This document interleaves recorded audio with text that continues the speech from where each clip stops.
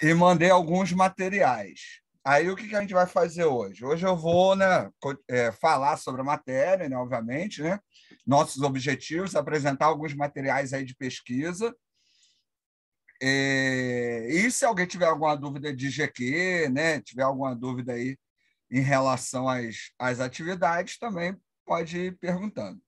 Mas nessa matéria, a gente basicamente estuda os 4 evangelhos e o livro de Atos, né, que são aí os primeiros livros do Novo Testamento. A gente estuda a formação do Novo Testamento e o período intertestamentário, né? Então, o primeiro período intertestamentário, formação do Novo Testamento, evangelhos e o livro de Atos.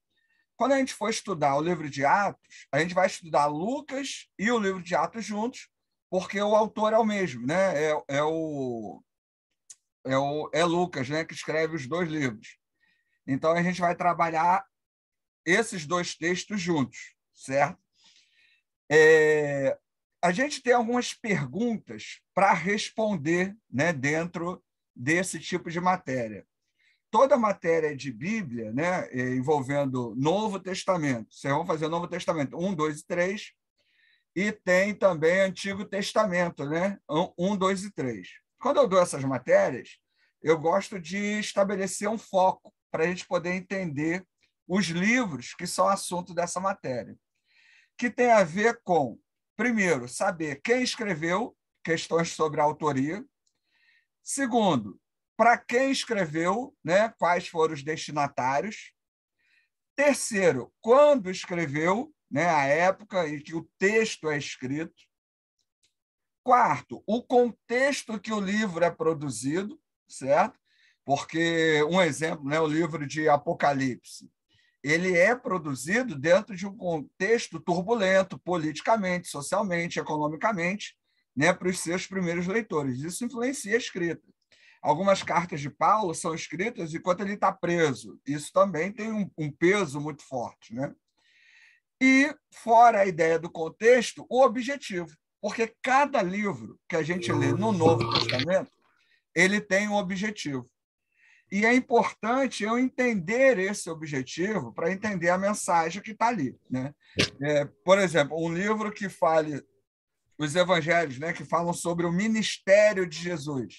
Não dá para eu querer ler um livro, né, um dos evangelhos e achar que ele está, sei lá, falando sobre o fim do mundo, porque esse não é o objetivo do evangelho, falar sobre o fim do mundo.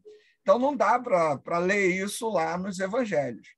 Ainda que muita gente leia em Mateus 24 textos, né, que tratem dessa questão, mas é uma leitura equivocada em relação ao objetivo do livro todo, certo?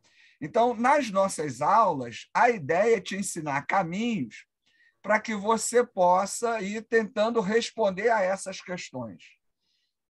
Quem já estudou comigo outras matérias de Bíblia, né, e o pessoal que está tendo contato aí nessa primeira semana também, eu sempre falo sobre as abordagens, né? Você tem lá a abordagem fundamentalista, a dogmática, a histórico-crítica, a político-social, né? Ou teologia da libertação. Então, a resposta para cada uma dessas questões também vai depender muito da sua abordagem. Vou dar um exemplo. O Evangelho de Mateus. Olha só como é interessante a gente tentar responder. Alguém quer falar aí ou só espirrou? Não. Não, põe espirro. Saber o objetivo de cada um dos livros, né? Por exemplo, o Evangelho de Mateus, ele tenta apresentar Jesus como o Messias prometido no Antigo Testamento. O Evangelho de Marcos apresenta Jesus para os romanos. O Evangelho de Lucas apresenta Jesus como um Salvador universal, o Salvador de todos. Não da Universal, né, da Igreja Universal, mas o Salvador para todos. E o Evangelho de João apresenta Jesus como Deus. A premissa é demonstrar a divindade de Jesus. Então, quando eu vou trabalhar cada um desses evangelhos, entendendo seus objetivos, suas particularidades, fica mais fácil trabalhar as mensagens inseridas em cada um desses textos. E cada um desses evangelhos vão me apresentar Jesus de uma maneira, que também é interessante, porque eu tenho perspectivas diferentes sobre Jesus. Evangelho escrito, a gente tem mais de 70 por aí. Os canônicos, nós temos 4. E ainda esses 4 não falam de Jesus da mesma forma. O primeiro contato que a gente tem com o Evangelho de Mateus, por exemplo, ele coloca lá, né? Jesus é livro da genealogia de Jesus, filho de Davi, né? Filho de Abraão. Essas expressões, filho de Davi, filho de Abraão, elas têm um objetivo, que são encontrados apenas no Evangelho de Mateus. Se o objetivo do Evangelho de Mateus é apresentar que Jesus é um judeu e é o cumprimento da promessa do Antigo Testamento, nada mais do que apresentá-lo como filho de Davi e como filho de Abraão. Filho de Abraão, descendência judaica. Filho de Davi, isso não é a genealogia dele, porque Jesus não vem de Davi. Quem vem de Davi é José. José não é pai de Jesus. Jesus é só filho de Maria. Então, a ideia é falar da missão, né? Dentro do contexto judaico, todo menino era encarado como um filho de Davi, como aquele que viria realizar aquilo que Davi realizou, que foi unificar Israel novamente.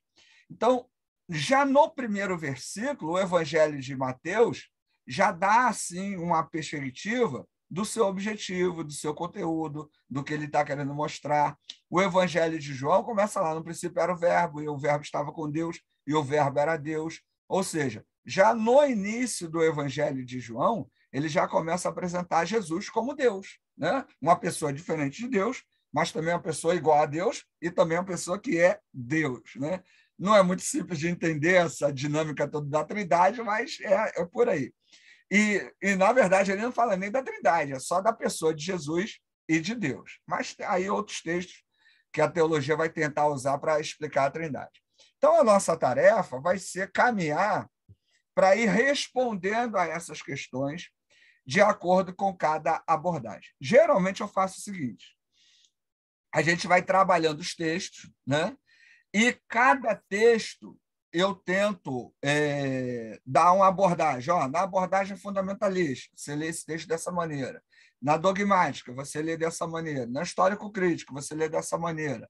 Da teologia da libertação, você lê dessa maneira, e aí por diante.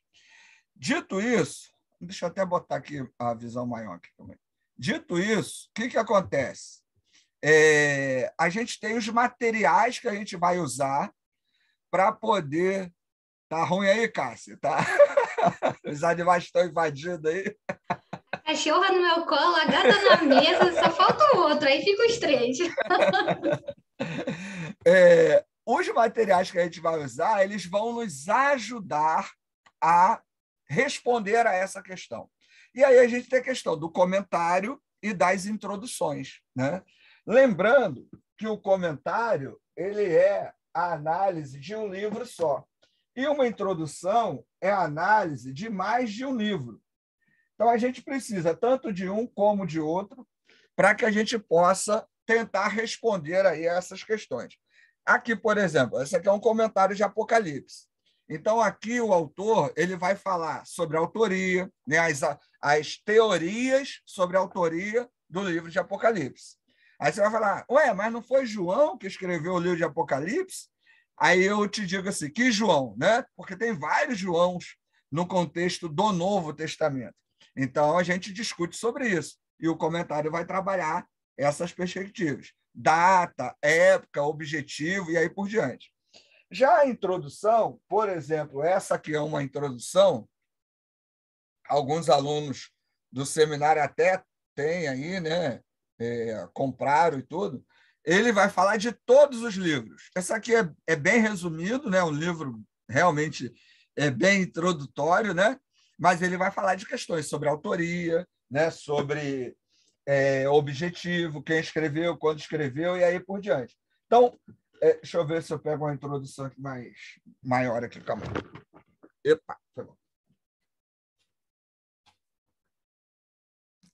Aqui, essa aqui já é uma introdução né, diferente, né? Aí você vê que já é um pouquinho mais grossa, mas aí é um autor falando sobre todos os livros do Novo Testamento, inclusive o processo de formação do Novo Testamento e assim por diante. Então, a nossa tarefa nessa matéria é pesquisar isso, né? E é uma proposta que eu faço para você, quando você estiver estudando aí Novo Testamento, é que você tente identificar justamente essas questões, né? Autor, destinatário, data, objetivo, contexto, porque isso vai te ajudar a se situar dentro do livro. O livro ele foi escrito numa época, numa língua, né, diferente da nossa, isso tem que ser levado em conta, porque para você tentar entender o que diz o versículo, você tem que saber, né, o que o autor quis dizer ali inicialmente. É um versículo que eu sempre gosto de citar, Mateus 7,7, né, que o pessoal diz lá, pedi, pedi, dá-se-vos-á, né, buscar e achareis. Aí o pessoal usa isso como uma fórmula, parece que se eu orar a Deus com fé, com insistência, Deus vai me atender. Só que esse versículo ele faz parte de um contexto maior. O contexto onde ele apresenta Deus como alguém que é bom e que atende às nossas necessidades. Então, se você seguir do verso 7 ao 12, você vai ver que o objetivo do texto não é dizer que se eu orar, se eu insistir, se eu persistir, se eu fizer jejum, for ao monte, buscar, fizer, acontecer, Deus vai ali fazer o que eu quero. A ideia é demonstrar que Deus é bom, né? Que Deus atende, né, as nossas necessidades e que Deus nos ajuda. Então, entendendo o livro todo, eu vou, né, diminuindo o alcance, delimitando o alcance, e aí eu chego num versículo. Então, para entender um versículo dentro de um livro, eu preciso entender o livro de maneira geral. Um outro exemplo, eu quero falar sobre a salvação em Jesus Cristo. Quais livros eu vou usar para falar sobre a salvação em Jesus Cristo? Obviamente, os livros do Novo Testamento, que são os que falam sobre salvação, sobre vida eterna, sobre céu, sobre inferno. Eu vou fazer a mensagem evangelística em Gênesis. Nunca foi o objetivo de Gênesis falar sobre céu e inferno, falar sobre salvação, né? Então, não tem como usar Gênesis para uma pregação evangelística, por exemplo. Então, isso até te ajuda na ideia de quando você tiver que pregar, né? Tiver na dúvida sobre um tema para trabalhar. Então, você sabe o objetivo do livro. Poxa, esse livro aqui fala justamente dessa necessidade que eu quero trabalhar com a igreja hoje, ou com a minha classe de EBD, ou com um grupo de jovens, ou de adultos, seja lá o que for. E aí você vai ali caçando nos seus comentários, nos seus livros, né? Nos versículos, algo que possa realmente estar dentro daquilo que você queira falar. Então, a ideia é, né, apresentar caminhos para que a gente possa desenvolver esse tipo de pesquisa. Obviamente que conhecer a história, né, do Novo Testamento também é importante. Por quê? Porque conhecer o processo de formação nos ajuda a situar, né, algumas questões. É sempre bom lembrar o seguinte: a Bíblia, de maneira geral, ela não é um livro de história, ela não é um livro de arqueologia, ela é um livro de fé. Então, eu não posso ler a Bíblia achando que tudo que está ali é uma narrativa arqueológica, fidedigna historicamente. Porque a literatura bíblica ela é construída para fortalecer a fé, para ajudar, né, a conhecer o Deus, né, judeu, o Deus cristão. Então, é um texto de fé. E a maneira de fazer história, inclusive dentro do contexto bíblico, é diferente da nossa. Porque quando a gente fala assim, vou contar uma história, né? Geralmente você pensa que a pessoa está contando uma história que é verídica. No contexto bíblico, eu posso construir uma história para mandar uma mensagem que é verdadeira, certo? Então, isso é um objetivo muito diferente do nosso. Então, a gente vai trabalhar também essas questões de construção, gênero literário. Nós temos no Novo Testamento vários tipos de gêneros literários, né? O Evangelho, por exemplo, é um gênero literário. E qual é o objetivo do gênero literário evangelho? Apresentar a missão de Jesus. Então, eu não consigo saber sobre a vida de Jesus lendo os evangelhos. Jesus namorou? Jesus foi casado? Jesus foi uma criança rebelde? Jesus foi uma criança educada? Foi um bom estudante? Como é que Jesus era como adolescente? Eu não sei nada disso. Por quê? Porque o objetivo dos evangelhos não é falar sobre isso. Temos tentativas e textos fora da Bíblia, né, que apresentam discussões, ideias sobre essas questões, mas não são os evangelhos. Então, entender que o evangelho, em primeiro lugar, é um tipo de texto que apresenta a missão de Jesus e não a sua biografia, já me ajuda bastante, porque eu não vou conseguir responder tudo sobre a vida de Jesus dissecando os 4 evangelhos. Não adianta, porque não vai, porque não tem toda a informação ali. Existe um período da vida de Jesus que está nublado, ou até em completa escuridão em relação aos evangelhos. Né? Jesus está no templo, é adolescente, daqui a pouco ele aparece aí, né, pregando e falando e tal, e a gente não sabe mais nada. Então, tem teorias, tem documentos extrabíblicos, né? Tem documentário. Você coloca no History Channel lá, né? 40 dias perdidos de Jesus, 40 anos de não sei o quê, né? Os anos perdidos de Jesus. Você vai ver um monte de coisa. Mas no Evangelho mesmo, os canônicos, nós não temos. Então, é legal, né? Para a gente poder lidar com isso. Outra questão, quando a gente analisa os evangelhos, entendendo que cada um tem o seu objetivo, cada um tem a sua ideia. Tem um livro chamado... Calma aí.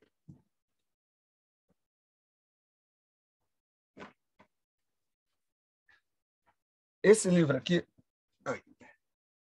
Sinopse dos Primeiros Evangelhos. O que ele vai... Essa aqui é uma edição bem antiga, mas tem a edição mais nova que é menor. Ele vai apresentar os 4 evangelhos, um do lado do outro, né, nos textos que são semelhantes, e aí você vai fazendo uma comparação. Por quê? Você vai ver que alguns episódios narrados em alguns evangelhos são diferentes em outros evangelhos. Pensa na crucificação. A crucificação de Mateus e Lucas ela é diferente. Numa, 2 ladrões escarnecem de Jesus. Na outra, um ladrão escarnece e o outro defende Jesus. E aí você vai dizer, qual é a narrativa verdadeira? Não dá para saber. A gente tem uma ideia de qual narrativa é mais antiga, né? Pode ter aí, tentar entender a partir do livro. Mas a própria data do Evangelho de Mateus e do Evangelho de Lucas, a gente não tem certeza plena. Na verdade, em relação à Bíblia, né, datas na Bíblia, a gente não tem aquela certeza, né? São teorias, né, ideias, né, aproximações. Então, aí alguns vão dizer assim, a Bíblia está mentindo. Não, a Bíblia não está mentindo.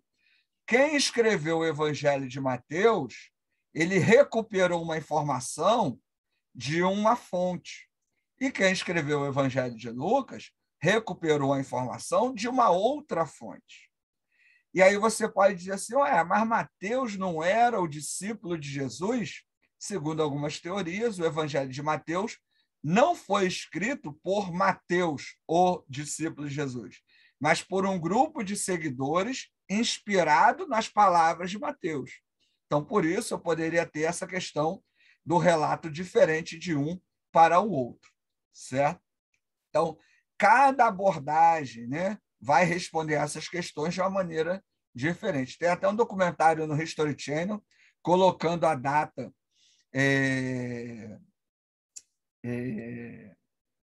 a data de Mateus antes de 70, próximo a 60.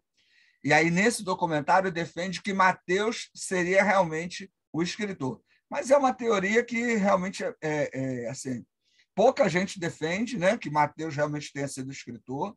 A gente vai ver aí ao longo da história do processo de formação do Novo Testamento o motivo dessa dificuldade. O primeiro é a língua, porque, como eu falei até numa aula anterior, Jesus e os seus discípulos falavam aramaico. E os evangelhos foram todos eles escritos em grego.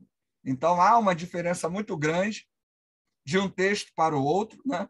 o processo de construção de um texto para o outro realmente é muito diferente. Aí você pode dizer assim, mas eles aprenderam. Os discípulos de Jesus eram pessoas simples, pessoas sem cultura, pessoas sem estudo, né? Pessoas que mal sabiam ler ou escrever, né? E o cara sair de uma língua para outra realmente é bem complicado. E um período de tempo também muito longo, né? De vida aí muito, muito longo. Então, são ideias que realmente batem muito de frente com a realidade. Mas a gente precisa lidar com elas e tentar responder de uma forma ou de outra. Então, estudar os textos do Novo Testamento, né? Você tem essas perguntas, né? Essas complexidades, e o material que a gente vai adquirindo, vai lendo, vai nos ajudando. Lembrando, cada abordagem, você vai ter o seu material. Na abordagem fundamentalista, quem escreveu o Evangelho de Mateus? Mateus.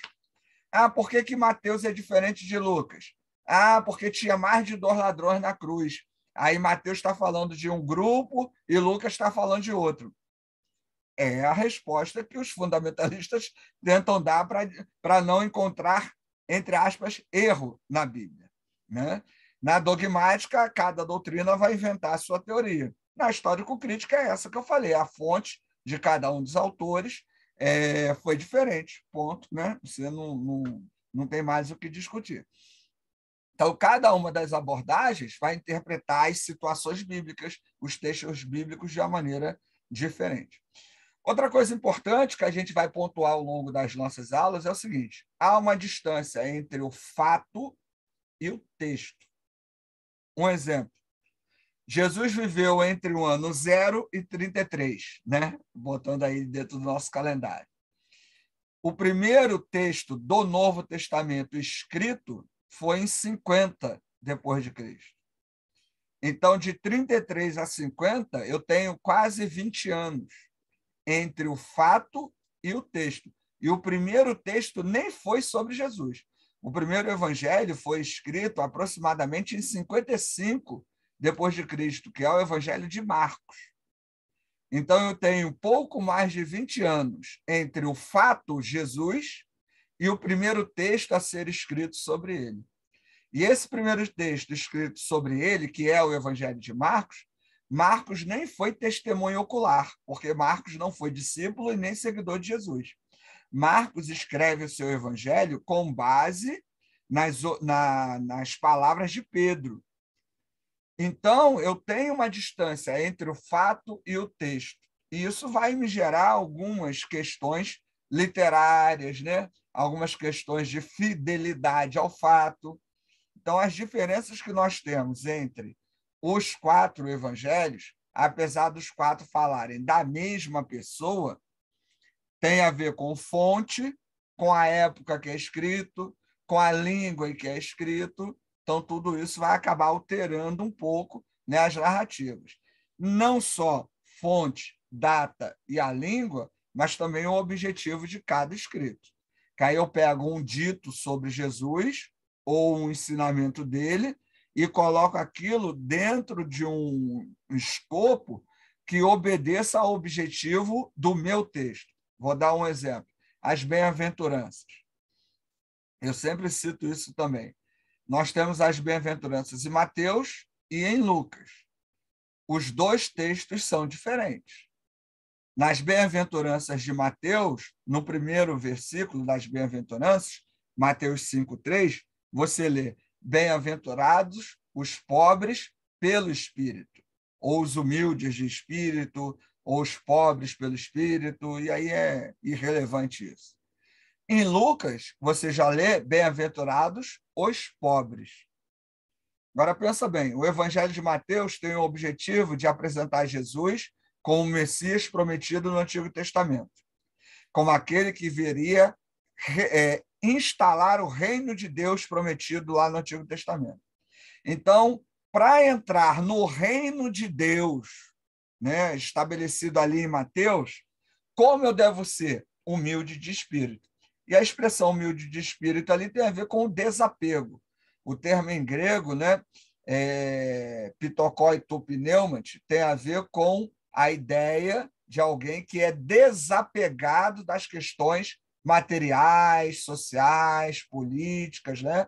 É alguém que não está preocupado, né, em ser reconhecido, né? Não é ligado à soberba, à arrogância, né? Então, é realmente uma ideia de desapego. Não é que é pobre, né, que não tem dinheiro, que vendeu tudo para viver do reino, não é isso. Mas é uma pessoa desapegada, que pode ser ter rico, mas não é apegada, né, ao dinheiro. Isso em Mateus. Então, a expressão humilde de espírito, pobre pelo espírito, tem a ver com isso. Agora, Lucas. Lucas já diz assim, ó, bem-aventurados os pobres. E em Lucas o termo é pobre. Pobre, pobre, que não tem dinheiro, não tem recurso, não tem reconhecimento na sociedade, é um Zé Ninguém, que ninguém liga para ele ou para ela. Então, na ideia de Lucas, a quem pertence o reino de Deus? Ao pobre. O pobre não tem lugar nessa sociedade. O pobre não tem lugar nesse mundo, mas no reino de Deus tem. Qual o objetivo do Evangelho de Lucas? Apresentar um Jesus que veio para todos. Ele veio para o rico, mas também veio para o pobre. Então, olha a diferença. O que foi que Jesus falou? Não sei.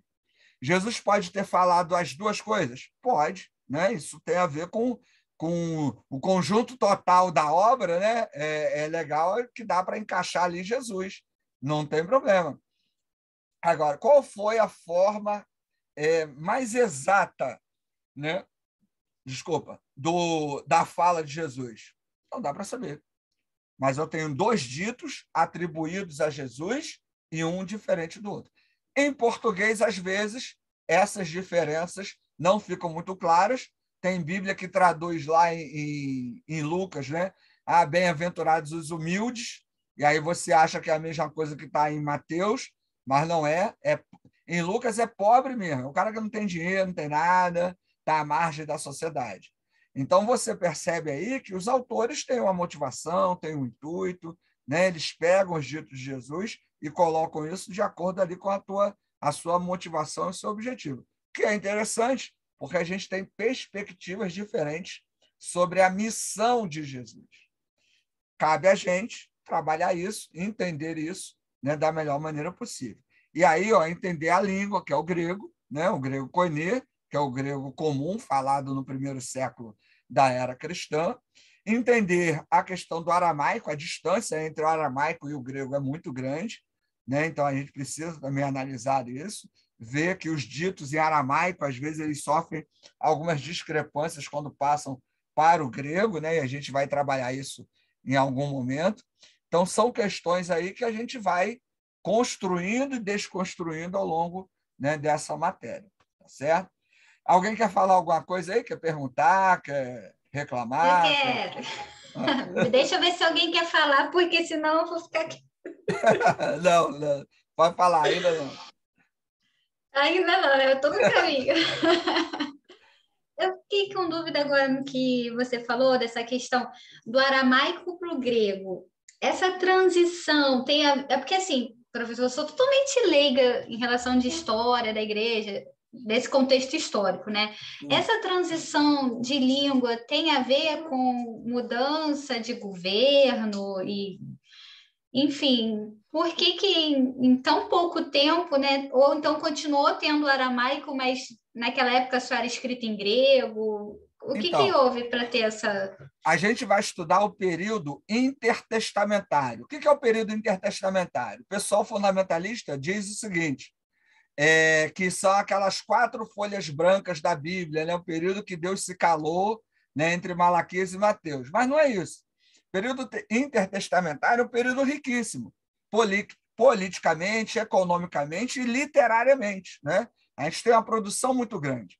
E durante esse período, o povo de Israel continuou passando por momentos de dominação, né? O povo de Israel ele é dominado nesse momento pelo Império Romano. E o Império Romano, a língua era o latim, né? Lá em Roma eles falavam latim, mas eles se apaixonam pela cultura grega e fazem do grego a língua comum, a língua corrente. Então, os povos dominados pelos povos romanos, eles acabaram tendo contato muito grande com essa língua grega, né? Apesar de até não ser a língua desses povos, né? Sejam tantos eles quais forem, mas a língua grega passou a ser a língua dos documentos, a língua corrente, como se fosse o inglês hoje, né? Hoje, se você não sabe o mínimo de inglês, muito difícil você entrar no mercado de trabalho, seja ele qual for, né? Porque o mínimo você precisa, né? Porque é a língua comum. O grego ele passou a ser isso. Na época de Jesus, as pessoas falavam grego, hebraico e aramaico. Mas entre os judeus, o pessoal saiu do hebraico, porque era um tipo de língua, né? Muito ligada ao contexto religioso, e com a dispensação, com a divisão dos judeus, esse hebraico, nem todo mundo ia à sinagoga, nem todo mundo tinha esse contato religioso ali assíduo. Então, esse contato ele foi sendo amenizado. E aí criou-se o aramaico, ou melhor, desenvolveu-se o aramaico, que era uma espécie de facilitação do hebraico, né? Então, entre falar hebraico e aramaico, era mais fácil você encontrar pessoas que falavam aramaico. Então, isso aconteceu durante o período de vida de Jesus, ali no primeiro século. Então, junto com o aramaico, o grego estava rodando, né? Ele estava por ali. Só que entre os judeus, o aramaico predominava. No mundo greco-romano, era a língua grega. Quando as cartas do Novo Testamento e os evangelhos começaram a ser escritos, qual era o objetivo? Evangelizar o máximo de pessoas possível. Qual a melhor maneira de evangelizar? Na língua que era mais comum, que era o grego koiné. Né? Koiné significa comum, secular. Né? Comum. Simples, né? Lá. Então, os textos, ao invés de serem escritos em aramaico e em hebraico, os textos cristãos foram escritos em grego, para poder alcançar o maior número de pessoas possível. Porque no mundo greco-romano, o hebraico já não era mais dominante. O Antigo Testamento mesmo, ele foi traduzido para o grego, que é a Septuaginta. A Septuaginta é a tradução grega, que é esse texto aqui, ó, é a tradução grega do Antigo Testamento. Por quê? Porque os próprios judeus já estavam perdendo contato com o hebraico e aramaico, porque todo mundo ao redor deles falava grego. Os autores do Novo Testamento, por exemplo, eles não usavam como base o texto massorético, que é o texto hebraico, que é esse aqui. Esse aqui é a Bíblia hebraica. É que a gente abre ao contrário, né? Que ele é diferente, então ó, é a Bíblia hebraica. O hebraico aqui, ó, acho que dá para mostrar aí, né? Você vê que há uma diferença grande do hebraico para o grego. Então, ao invés dos autores usarem o texto massorético como base, eles usaram o texto da Septuaginta. Então, o grego ele se tornou essa língua comum, né, que todo mundo falava. Por isso, essa distância. Né? Ah, Ricardo, mas tem texto cristão escrito em hebraico? Há uma teoria de que o Evangelho de Mateus inicialmente foi escrito em hebraico e depois traduziram para o grego. Só que ninguém achou esse documento ainda hoje. Se achar amanhã, beleza, né? Mas até agora, nesse momento, ninguém achou. Então, há essa dinâmica, né, de mudanças do idioma, de aceitação do idioma por causa disso, porque o Império Romano está dominando todo mundo, a língua dominante é o grego, então, se eu quero evangelizar, eu vou ter que saber grego, eu vou ter que escrever em grego, porque mesmo os judeus estão com dificuldade de acessar o aramaico e o hebraico. Tem textos da Bíblia em aramaico, né, que são chamados targums, tá? Mas, assim, também caíram em desuso em relação à comunidade cristã. Em relação à comunidade judaica, continua sendo usado até hoje. Né? Respondeu? Respondeu, professor, obrigada. Agora, sim, eu só achei intrigante que o Império Romano não usou o latim como a língua como instrumento de dominação, de impor a sua cultura. Eles pegaram o grego, né? E Eu não achei só isso a língua. interessante. Eles não pegaram só a língua, eles pegaram muito da cultura Cultura, grega, tudo. né? Os gregos, né? Os sábios, né? Os filósofos, o conhecimento ele cativa, né? Querendo ou não, ele atrai e modifica. E isso aconteceu, inclusive, os dominantes foram dominados culturalmente, né? Culturalmente, a gente pode dizer que os romanos foram dominados pela cultura grega, né? A gente vai ler mais sobre isso e falar mais sobre isso quando a gente estiver trabalhando o período intertestamentário, né? Mas para você pensar assim, como que é fascinante a cultura grega, até hoje nós somos influenciados por ela, né? Muitos de nossos hábitos, né? O nosso casamento, por exemplo, ele tem muito a ver com a cultura grega, não tem nada a ver com a Bíblia. O pessoal fala assim: ah, eu casei de acordo com a Bíblia. Não casou, não. Porque o casamento da Bíblia era arranjado, né? Você casava adolescente, né? Não tem nada a ver. A cultura grega, né? A ideia de branco, isso vem da cultura grega, da noiva ser carregada pelo noivo, né? Lá entrando na casa, né? Isso tem a ver com a cultura grega. Até a questão de batismo, né? Tem a ver com a cultura grega, apesar que os judeus também tinham batismo. Então, até hoje a gente faz muita coisa ligada a essa cultura. Então, realmente, eles, assim, culturalmente, dominaram o mundo, né? Conhecido naquele período, né? E influenciou até hoje. Né? Beleza? Tranquilo. Tá acabando a etapa dessa aula. Vamos entrar aí no mesmo link, aí a gente continua, tá? Vou encerrar aqui, aí entra no mesmo link aí.